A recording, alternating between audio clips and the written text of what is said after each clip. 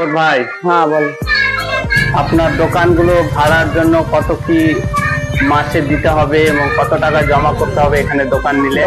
দোকানে ডিপোজিট রেখেছি 40,000, 40,000। 7 বছরে। আর বলে কি না আমি সপ্তাহে মানে 6 বছরে নিবো, 7 বছরে নিবো, এটা হবে 8 বছরে বি দেওয়া যাবে। আর বলে কি আমি ডিপোজিট থেকে টাকা কাটাবো, ওটা হবে। আর বলে কি এটা না বলে কি না আমি ডিপোজিট থেকে টাকা কাটাবো না, আমি 600 মাসে মাসে টাকা দিব, ওইটা হবে। যদি কেউ বলে যে আমি ধরেন একটু কম টাকা দিব, তো সেগুলো কি ছাড় হবে? না ওইটা না ছাড় হবে না। ওই বলে কি না আমি নিজে প্লাস্টার করে নিবো, টাকা লাগিয়ে নেবো, ওটা হবে। আচ্ছা, মানে নিজের খরচে দোকান রেডি করে নিলে ওটা টাকা দিতে হবে না? ওটা টাকা দিতে হবে না, মাসে যেটা টাকা দিতে হবে সেটাই দিতে হ্যাঁ। হবে। ওই খরচটা আমাকে বাতাইবে, এটা তো খরচ হয়েছে, এত টাকা খরচ হয়েছে, ওটা বলতে পারে। ওই হিসাবে কাটিয়ে দিবেন? হ্যাঁ।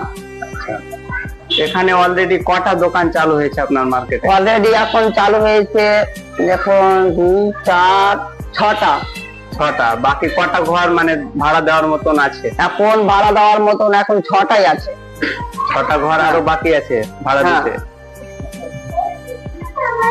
যদি কেউ বলে যে কি আমি দোকানটা নিব ঠিকই, কিন্তু আমি স্টোর রুম হিসাবে রাখবো, সেইভাবে নিতে পারে কি? হ্যাঁ নিতে পারে, ওটা হবে, দিব, ওটা ওভাবেও দিবে? হ্যাঁ। আচ্ছা।